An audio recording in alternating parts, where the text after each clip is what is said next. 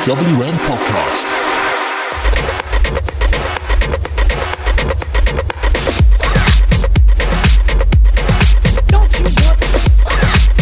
Who wants to know why New Year's resolutions are absolute bullshit? I subscribe to the Biggie system of resolutions where he just maintains that he's going to be worse and worse every year because you're guaranteed to break them. Though I don't really have any resolutions this year, but I thought I would never record a podcast on a Saturday again. Welcome to Smack Talk. I'm Joseph Kingsley-Nyinah. This is the TWM podcast network. We are pretty much ever present, constantly providing you with wrestling related content, both in written form and in oral form every single day of the week. Because sometimes it bees like that. Sometimes there is wrestling every day of the week. It's a great time to be a wrestling fan, isn't it? Well, what was that to me? Oh, yeah. Long, awkward pause there. Long, awkward pause there. I'm joined today by Thomas. Thomas is, hello. Despite the fact that he's 3 hours ahead of me in terms of time zone, he's not fully awake apparently. But yes, like I said, we're part of the TWM network. You might as well call us the wild cards of the TWM network because we just turn up on Raw and SmackDown whenever we feel like it. Yeah, sure. Sure. We're the wild cards. We turn up whenever we feel like it, not whenever other people don't. Yes, you can catch us on all different kinds of podcast network. I'm going to pick Spotify, Acast, and Podbean to promote today. Also, we got a deal with Squared Circle Box, and they're pretty cool. If you put in TWM News UK at their checkout, you get 10% off your first offer. And I've seen some of the exclusives this month. I'm tempted. I'm really tempted. If it wasn't Skin, I'd be really tempted. I would be tempted as well if it wouldn't cost me a whole lot extra to get shipped over here. Yeah, exactly. It takes. It takes a lot of money to ship things to the land of Oz. Anyway, exactly. Anyway, speaking of the land of Oz, SmackDown was odd this week, so let's get on with it. Yes, that's right. The Inglorious Bastards are back. Is this going to be a theme today? I feel like it's going to be a theme today. Yeah, I think it stems over from last week's as well, with the theme of just people returning out of nowhere. Yeah, exactly. But to quote a certain other superstar. Yes. But you know what? Let's start from the top, or should I say the main event? Because this entire segment ended the show. The Bloodline come out and they basically quote Lilo. Yeah, they basically quote Lilo. You know what I'm talking about, right, Tom? It's the references again. Yeah, Ohana means family. Family means nobody gets left behind or forgotten. Lilo and I did think it was Lilo and Stitch. I was just like, okay. Yeah. I was like, I'm sure that was Hawaiian. I don't know. I'm getting. Yeah, well, like Disney movies. You're the one who brought race into it, my friend. Come on. I can't lie to you. Yeah. I can't lie to you. I was looking for a Moana quote, but it just fit better. And out come the Heels of Futures Past, who claim Roman is volunteering his cousins for the beatdown that he earned. A tag match ensued. But basically, it's the same kind of thing that we've seen every week from these guys for the last month and a half, 2 months. Yeah, that's why I call them the Heels of Futures Past. It's just like once you got a full set, once you got the full set, I'll go through it later. But like, it really is just beautiful how much of a throwback all five. Yeah, because there are 5 of them. 5 of them, Jesus. Yeah. Right. The tag match is rife with interference, isn't it, Tom? Yeah, there are things going on everywhere. You know what confused me, though? Go on. Obviously, they did, the Usos and Roman did the promo at the beginning. Baron Corbin came out. He had Dolph Ziggler at ringside and such. Well, from there, Roman went backstage and then came out literally 2 minutes later to his music. What was the point? Just stay out there. Oh no, we're the faces. We need to have even numbers. No, screw that. Stay out there. You know what they're like. You know someone else is going to come down to the ring. Stay out there anyway. Preempt it. Be like, haha, we're already here. Well, fuck you, bitches. The thing is, if you know anything about the Usos characters, they would have been like, "Oh, it's fine. Oos, we got this. Oos, welcome."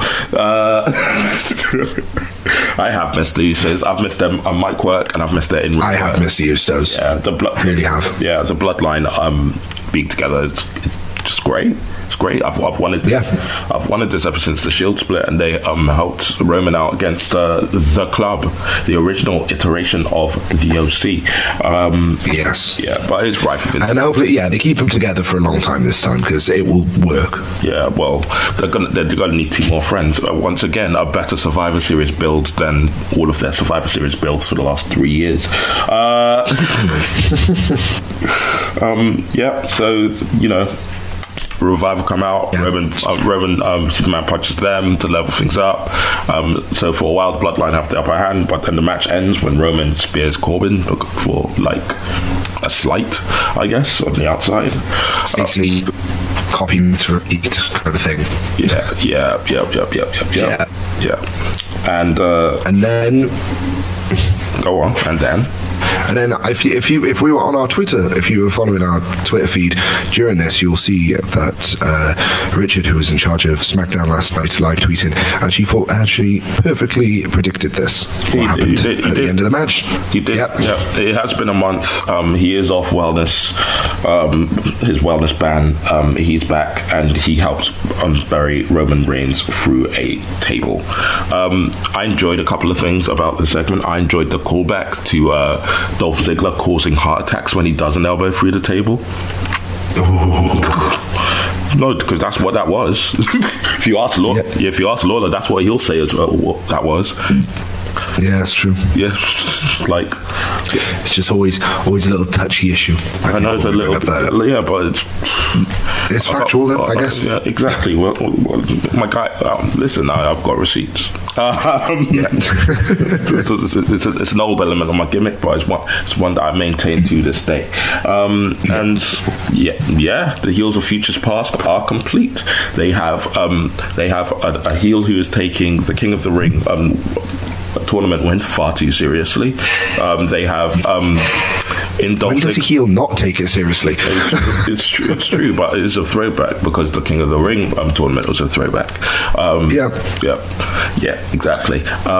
They've got Dolph Ziggler, who is every member of the Clique working heel all at once, so every 90s heel basically. And then you've got Bobby Roode, who is every 80s heel at the top of a territory. He is the heel Rick Rude. He's Rick Rude, Ric Flair, and not Rick Buges. Rick Buges is new, but yeah, he's a lot of Ricks at once. And then you've got the Revival, who are just every Gen X heel tag team. It's great. Yeah, pretty much. He's got the full set. Exactly. By the way, who do you think's going to come? Go on. After you. So, who do you think's going to come and join the Usos and Roman? Then I think it's pretty obvious. Really? I don't. Mm-hmm. Honestly, I think even though it's not family, I've got a feeling it's going to be Shorty G. Oh no, I called him by Shorty G. It's going to be Chad Gable and Mustafa Ali, because they were. You are incorrect. They've gone missing. You are incorrect about one of those people. Okay, Tamina. It won't be Tamina, but like you are definitely incorrect about one of those people. We'll cover that. Well, actually, it's not in my notes at all, so we can actually talk about that now. Sheamus had a video package calling out Shorty G, so that's what he's going to be doing for the next couple of months. Of course. Yeah. I forgot about that because it was about 30 seconds long and I was looking at my phone. Yeah. Mustafa Ali was at some sort of wedding dancing with his daughter this week, so yeah. That's cute. Yeah. You check his Twitter. It seems cute. So that's what they're going to be doing. Like that's what they're doing at the moment. But yeah, I reckon when he's back, he might chip in to help Roman. Yeah. If he doesn't end up in the final 4 of the Rumble. Very true. All right. Very true. All right. Let's move on. I've got the title of this next segment is for you, Tom. It's a question for you. What does 2008 mean for you? I cut off my ponytail in 2008. You had a ponytail? Let's carry on. What does 2008 mean for you, Joe? Yeah, it was. Beat that. I can't beat that, really. Like, I'm astounded. It's just a lot. 2008 was the beginning of my hot mess persona, I guess, but it is what it is. It was, the seeds were definitely planted that year. But what 2008 means to SmackDown writers apparently is their tag division scene. Because, right. So, I had a couple of things with this sentence that really, really didn't sit with me well. What sentence? With the segment, sorry. Oh, segment. Oh. Yeah. Oh, okay. So you want all the smoke. All right. So I'm just going to read each bullet point and then let you go off. Right. So we started the show with this, and The Miz came out for his Miz TV segment, and he apologizes for the Kofi thing last week, and he says that he had one bad day, which is the concept of the Killing Joke, I believe. Very, very true. What would happen on one bad day for Batman if the Joker got to him that much? Or how would someone turn if they just had one bad day? One bad day to turn someone's persona. Exactly. And that is what that is based on, yes. That's what Bray Wyatt is based on. Is basically what happens if one bad thing happens to you. How do you turn us? And now, like, the WWE are actually acknowledging the turn in personality that every single person who has come up against the Fiend has had, apart from Jerry Lawler. No, Jerry Lawler did go backwards because Jerry Lawler went back on commentary. Yeah, I guess. And Kane turned into a mayor. Yeah, well, so everyone has regressed back to previous situations. Every time Bray Wyatt is successful in whatever persona he's in, people tend to which is going to make which is going to be really interesting when we get, because obviously scheduled to win the Royal Rumble apparently is Roman Reigns. So if Roman Reigns faces Bray Wyatt and for some reason Bray Wyatt beats Roman Reigns, what's he going to go back to? Roman Reigns will he'll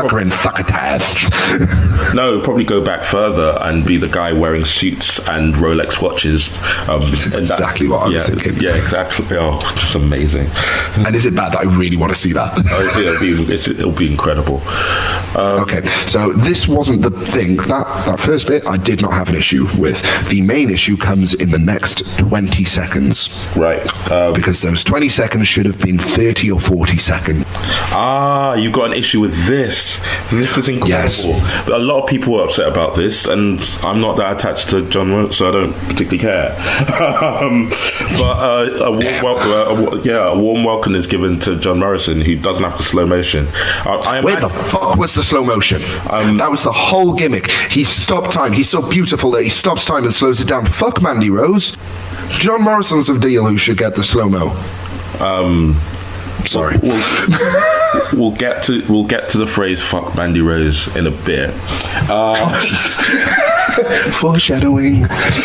Speaking of epic foreshadowing, The Miz put together what he called a sizzle reel, of which more than half was him and John Morrison holding tag gold together.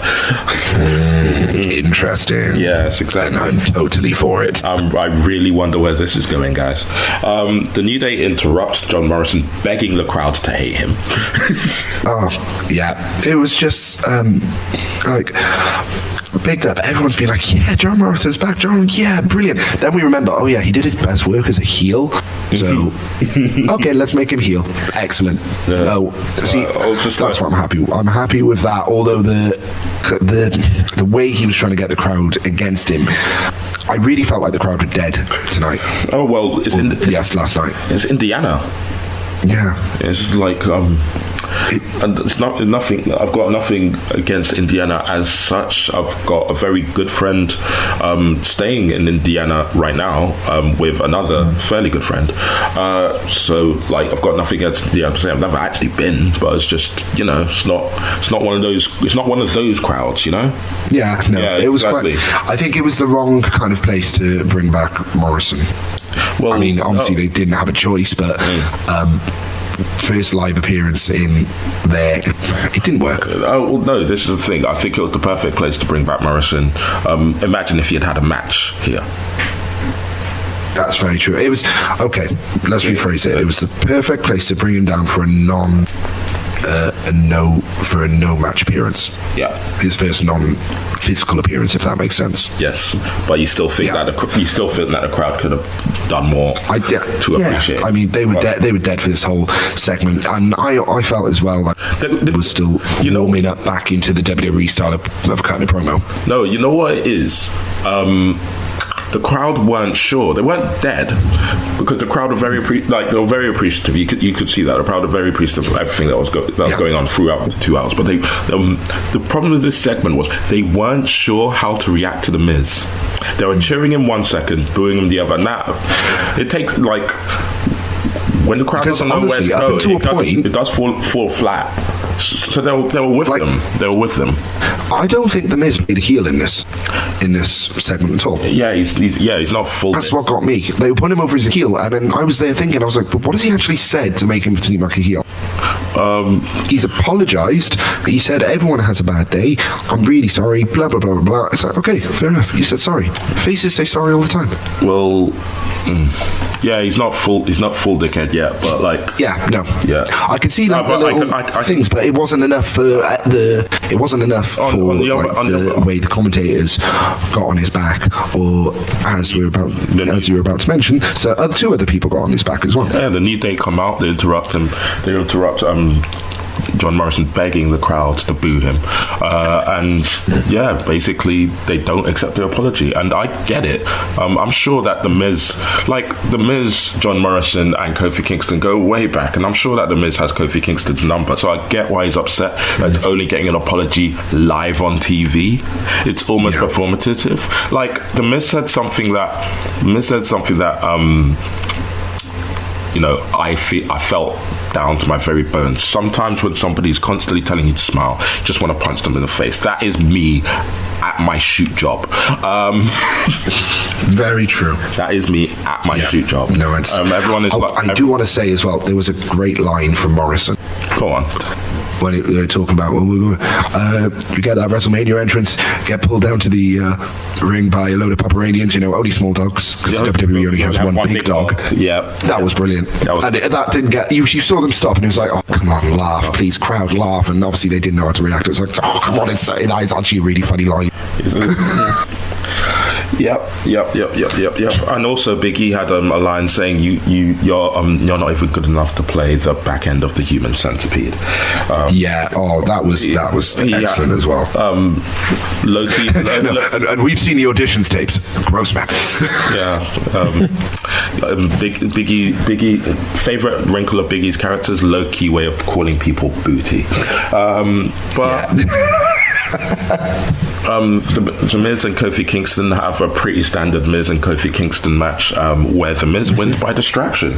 Not distraction. Pardon? Not a distraction. Not a distraction. Well, not a distraction. You don't think? No, because Big E was getting in the Miz's face. Obviously, Miz pushed him out the way. Yeah. At one point. Yeah. Okay. I'd do that if I was in the middle of the match. Big E's getting in his face, so Morrison comes, takes out Big E. Miz goes back into the ring. Yeah, Miz goes back into the ring while Kofi. It was, if anything, it was unintentional. It wasn't unintentional. You know what I mean? It wasn't a case of, oh look, I'm distracting the ref. Oh look at me. Blah blah blah. It was like, no, I'm just going to take out your partner because he's in my partner's way. Yeah, but this is the thing. It's one of the most common tropes in WWE. A distraction is a distraction. It's a distraction. There are multiple ways to get distracted, Tom. You want me to read out the last message you sent me on Messenger? That's a way to get distracted. That is always a good distraction. Right. But my favorite thing about this entire segment is the fact that it's a certain element here that doesn't really feel like the rest of it, and it's even further. And I'm really, really happy for him because it shows that they have huge amounts of trust in him. It's confirmed next week that John Morrison's first match back will be against Big E, and I'm so happy for him. Like I say, it shows that they have enormous amounts of trust.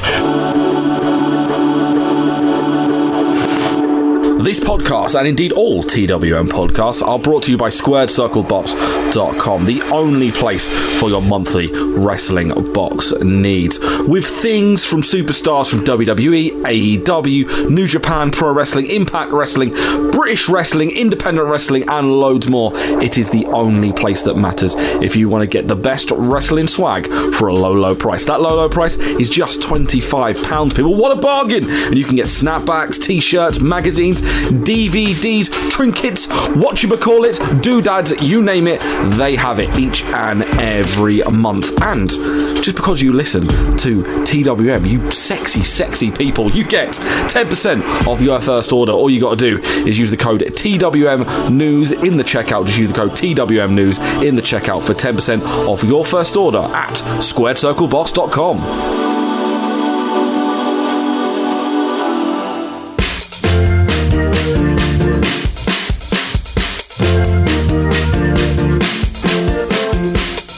Why not spread? I said, why not spread the gospel of the TWM squad with some of our lovely merch over at Teespring? We have t-shirts for all shapes and sizes, hoodies, sweatshirts, mugs, stickers, and loads more. Also, just for listening to this podcast, you can get 10% off your order. I said using the code podcast. That's podcast. Once again, podcast in the checkout for 10% off at teespring.com/stores/TWM-wrestling-merch. That's right. Praise. Testify. But doesn't Big E in this feud have the energy of Kofi Kingston turning up to a high school reunion and going, I couldn't get a sitter, so I had to bring him along. I'm sorry, guys. It is literally Kofi going, hey guys, bring around the kid. And the kid's going, candy everywhere. Oh, no. A better vibe. No, a better vibe. Turning up to the lads' night out with your missus in tow. Okay, yeah. It's like, hey guys, I'm sorry, I had to bring the wife. Oh my god, let's get shots! No, not oh my god, let's get shots. It's just like, Tom, can we go home now? It's been 20 minutes. Yeah, pretty much. Okay. The next segment is called A Licky Bum Bum Down. Do you want to know why it's called A Licky Bum Bum Down? Go on, tell the listeners. It's because Bray loves you. Oh, he loves you. But while Bray loves you, the Fiend wanted Daniel Bryan to remember. He wanted Daniel Bryan to change, and now he wants Daniel Bryan to hurt. I love that. I love it because it really is that kind of narrative. Because out of all the people that he has wrestled, Daniel Bryan's character is the only one who hasn't changed. He's only changed his hairstyle. No, so it's kind of like, right, you didn't go. He has changed. He's changed. He's just changed in a way that the Fiend didn't want him to. Remember, Daniel Bryan was at a bit of a moral crossroads. Oh, of course, yeah. Like, so he changed back to face. Yes, it could have gone one or two ways. He could have turned into heel Daniel Bryan from Ring of Honor and joined Sami Zayn, because remember, Sami Zayn had an offer on the table. Yeah. Or he could have gone whole American Dragon. And which has he gone? Yeah, exactly. Yeah. So I understand it. Yeah, it hasn't changed his what. So it's like, right, yep, I am going to kill you instead. Yes, exactly. Basically, yeah. Daniel Bryan later in the evening has a rebuttal, and he tells Kayla's terrible new hairstyle that he remembers outsmarting the family. He's changed for the better, which we just discussed, and hurting him won't break him. It's interesting. For me, that goes to an IQ. Do you know what that means? It's going to end up in an IQ match or something. I quit match, sorry, not an IQ match. I quit match. IQ match. Which one's smarter? Yeah, that's it. Like that line, that's where that goes. Well, but which should be a great. But we are taking away from the true star of this segment. Yes. Like honestly, Kayla's hair did try and steal the show from how distractingly. Yeah, it's just not working for you, babes. It's not working for you, babes. It's just like got big love for Kayla Brax. It's not working for you, babes. But Rambling Rabbit has arrived, and he knows exactly how Brian can beat the Fiend. Too bad, and I quote, "Snitches get stitches." That was brilliant. It was so good. Hey Daniel, I know how to beat the Fiend. I know how to beat the Fiend. Oh shit. Yeah. Yep. Uh-oh. Yep. The fact that Daniel Bryan all the way through this is just like, what the fuck? Which is exactly the actual fuck is going on. Oh, jeez.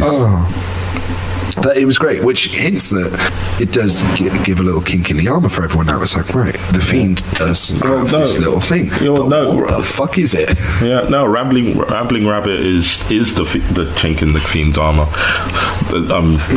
Yes.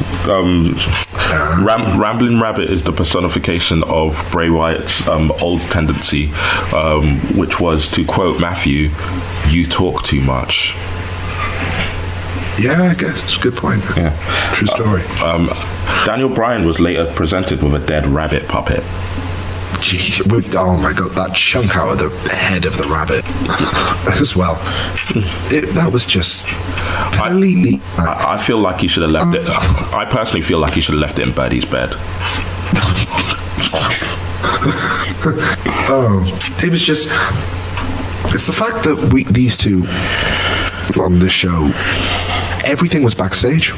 Yeah, as well. That's true. Which was really good. It's refreshing not to have a story always out in public. Yeah, and I'm going to use Corbin. This ring. As I get out in this ring, yeah, take 22 minutes pointer. Yeah, but like it's refreshing to see segments. You don't always have to have something in front of a live crowd. Video packages work just as well when done right. So let's get Roman and Corbin on a video packet, just backstage segments each week. Yeah, boy. I know the crowd love Roman, but you know what? Like, he'll want us to see him live more. And so when he turns up, we get a even bigger reaction. Yeah, like my reaction to those two announcing a match at the Royal Rumble before they both entered the Rumble was, yay, another one. Oh, okay. How long's this been going now? 7 years? Another one. And the thing is, it's just a note. I know we've skipped to Roman and Corbin again, but it's the fact that it's just another place at the moment. They haven't announced anything for it. It's just a normal match. Give it, I know it's a Royal Rumble, but give it some kind of stipulation, please. Last man standing. There we go. I don't think so. I think that I think they're in a good place with it. The last match that they had was a gimmick one. Roman just wants to be in one-on-one. In theory, nobody in either of their corners will want to be there because they'll be focused on the Rumble. It'll be fine. It's fine. True. It's fine. Yeah. Right. So, in the other news, Mandy Rose beats Alexa Bliss after Otis comes out with the cake she baked him, which is adorable if you think about it. That was really sweet. It was. I was one. Oh, she baked him a cake. Yeah, exactly. Honestly, this is the story with the most continuity in WWE right now, I believe. Yeah. I mean, I think you could argue about the Cut Chronicles, but do we really want that to be held up as the story of the most continuity in the WWE? No. Yeah. But if these two teams do get together, what would you call them, Tom? If Fire and Desire and Heavy Machinery got together.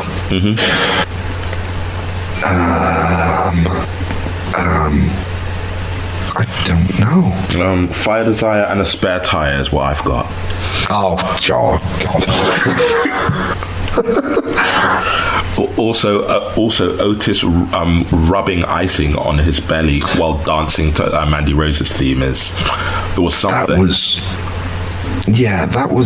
was definitely something. Yeah. That's. I mean, we've got away from the days of the women rubbing cake all over each other. Now we have Otis rubbing cake all over himself. Equality in 2020. Yes. If anything, it's gender equality. Yes, exactly. Equality. So we had to do it. Now you have. Yeah, fantastic. And you know what? I'm here for it. Immediately after this match, we cut straight to Lacey Evans, meaning that that chunk of SmackDown Live, that segment, that last chunk there, were the most Aryans that I'd seen in that space of time on screen this week, and I've been to see Jojo Rabbit. Yeah, there were blondes on that. Yeah, my favorite thing is Mandy Rose yelling at Alexa Bliss, "You will never look like me," and I was like, "What? Yeah, of course she's not. She can't grow a couple of inches. Otherwise, you may as well be sisters." Yeah. By the way, good that because Mandy got the win. Yeah, so. Exactly. Fire Desire are finally getting what they deserve, because it's not like Alexa Bliss, 5-time women champion, needed to rub there.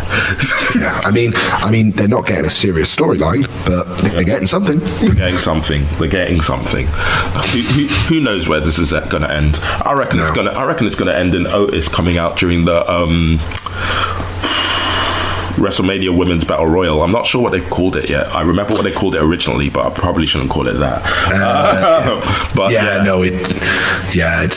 think it was just a WrestleMania battle. Yeah, like they renamed it because they had to change this trophy as well on top. Yeah, it's all about the moolah. Anyway, speaking of it's all about the moolah, the only segment worthy of talking about with the Lacey Evans thing is that Sasha Banks might be recording an album. You know what? Why do I feel like I've heard about Sasha Banks wanting to do a rap album? I'm sure I've heard it somewhere before. I don't know where, but I have. I don't know how true or false it is. I don't know how true or false it is. It's literally just because of who her cousin is, though. But considering that one of the biggest joys of my life is hip hop production, and considering who her cousin knows. Please. I've got all day for it. Yeah, exactly. Come on. Like a Neptune's or Dr. Dre, even better, Dr. Dre produced Sasha Banks album. No matter how bad the vocals may or may not be, could be incredible. At least the beats will be sick. Exactly. And if the beats are sick, that means other better rappers can freestyle over them. Rest of that segment, back and forth between Bayley. It's just dead. Like I honestly thought that Bayley might be smarter and not be there alone, but I don't really want to talk about it too much. I just want to focus on Sasha's album. But speaking of dumb musical decisions, Elias calls out Brock Lesnar on his guitar. Elias got on the bad side of everybody during this. It was funny. Why did you make fun of Lesnar? Elias is going to be number 2. 100%. It's going to be Elias or it's going to be Drake Maverick, and now I want it to be Elias. Yeah. I have a gut feeling about this Brock Lesnar and the Rumble thing, which I still will not say. I'm keeping it to myself. I think I know who I'm going to tell. You go tell me after this, please. No. Right, and there's only really one last thing that we need to mention because we already talked about Sheamus. Braun Strowman pins Shinsuke Nakamura despite all of the interference from the Wrestle Gang, Men of Honor, whatever you want to call them, in a match that really should have been for the strap. It's completely he won because it wasn't for the strap. Exactly. That's the reason he won. Remember, Braun Strowman does not get championships unless they're based in Saudi Arabia. Now, just like the truly balanced podcast we gave our live tweeter Rich, shout out to Rich, props for perfectly predicting the end of the main event, and I am going to call him out for something. He said he was very upset with the fact that Nakamura never defends on TV, but he forgets that house shows are canon. He defends that Intercontinental. Because he said he defends it nearly every single week. Yes. You just never see it. Exactly. He's like, what happened to the 30-day compete clauses? I was like, he smashed it, mate. When he when he defended it in bumfuck nowhere, Ohio, against Matt Hardy.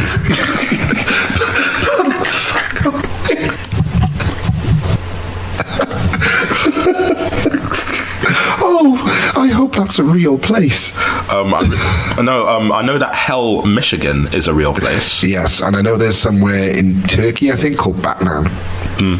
Yeah, it's wonderful. Wait, Batman, Turkey. I'm sure it's Batman. I'm sure it's Turkey. I better look it up now quickly. To be honest, if we're talking about covert operations Turkey and WWE, I think we need to move on. Okay, we come to the end of this podcast. We have covered everything there is to cover that is important. So we come to that part of the podcast where I ask the person who's joined me, he more often than not is Tom, to be honest, if he has any other business. Do you have any other business? Could be anything on your mind. Yes, I do. Right. As a wrestling community, obviously over the last couple of years, we have become more accustomed to calling out people who are body shaming. Yep. Why the fuck have people decided, I know, well, let's start body shaming a 50-year-old or near 50-year-old man who's probably in better shape than most people of the population of the earth. I'm talking about this body shaming about Chris Jericho. What the fuck is that about? Seriously, the guy is doing DDP yoga at home. He leads a busy schedule. And you're calling him out because he's trying to keep in shape. I mean, I don't know about you, Joe, but I'm pretty sure you've noticed that his chest is in the same way as Kofi's is a bit concave and such, yeah? Yeah, I have. Yeah, that's not his fault. Yet the man is still in shape. When you're wrestling, you blow out. I remember seeing a picture of Jack Sexsmith when he still wrestled. At the time, he was in the best shape of his life. Yeah. Yet it was the end of his match, and you could tell he was bloated out from the match. Yeah. Why do people think it's okay to body shame? Screw it. The thing is, the people who are doing this are probably 150 kilograms living in their parents' basement. It's ridiculous. There's no need to call me out like that, Tom. I'm so sorry. But in all honesty, look, he is a million. He's won a million jillion titles in his time in WWE. In WWE, you have to look a very particular way. He's now left that cycle. He now has perfect creative control over his character, and it's also there are probably a lot more lax about it. And look, the guy clearly enjoys his Omaha steaks. The guy literally has his own line of a little bit of the bubbly, so he's clearly enjoying it. And you know what? He's getting to enjoy his life while he's getting to do his two dream jobs on the side. Let him live his life, man. Man's 50. But let him relax. He is. He's 40. Yeah, he's 49 years old. He's 50 this year. My God, he's the same shape. He's the same height as me. Yet he's in better shape than I will probably ever be. I mean, I don't know about that. I know you're putting in work, but. Yeah, it's only been a week so far. Yeah, everyone takes a break over Christmas. You were putting in work before. You know what? We could go around in circles about this for a while, but I've got some business to attend to, and that business is that Leo Rush and Isaiah Scott beat Singh Brothers. Aria Daivari beat Jeff Brooks, and in our main event, Tyler Breeze beat Tony Nese. And that is 205 Live. And that was Smack Talk. Tom, Twitter account, please. T.D. Walton. By the way, can I just do one thing? I'm going to call out James Drake and Zach Gibson for practicing for their ladder match at TakeOver 2 Blackpool. 1, wrong type of ladder. 2, it was the height. 3, hardcore championship replica belt doesn't have the same balance and distribution. Yeah, exactly. As the NXT UK Tag Team Championships. Guys, you're doing it all wrong. Exactly, the ballast is wrong. And to be fair, James Drake went, "Oh, what?" Basically, they went from everyone saying they are the favourites to everyone going, "Oh." The Twitter account I called out all their flaws. The Twitter account I'm going to shout out is at Reddit Ships, because it brought me the most joy yesterday when I read the most ridiculous story. And Tom, I know you read it because you liked it, but essentially it boils down to this, fellas: is it gay if you wash your own dick?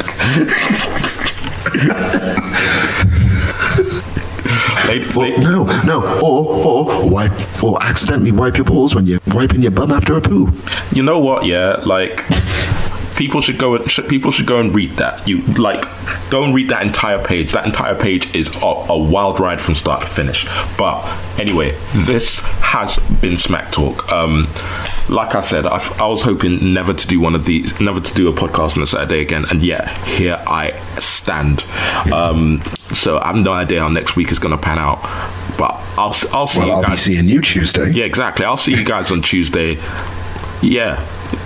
Bye.